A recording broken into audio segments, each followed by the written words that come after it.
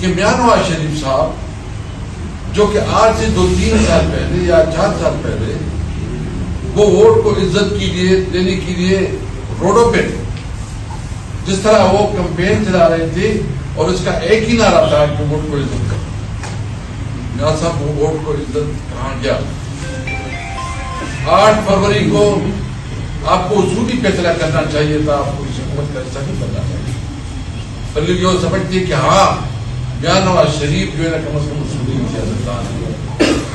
یہ اس قسم کے اقتدار کو آپ نے کیا کرنا ہے جو آپ کو منت و ترلوں کی اور پڑھنے کی بنیاد پہ جو ہے آپ کو اقتدار ملی ہے؟ آپ کے پاس کوئی ہتھیار نہیں ہے کہ آپ کوئی فیصلہ کر سکیں بغیر پوچھ کے. تو مجھے اس پہ بہت افسوس ہے کہ میاں نواز شریف جو اپنے آپ کو جمہوریت کا اور پھر جو ہے نا آئین کی بلندی کا اور کو عزت دینے کی چیمپئن سمجھ رہا تھا، وہ اس پہ خاموش ہے، بلکہ اس کا حصہ دار ہے. انشاءاللہ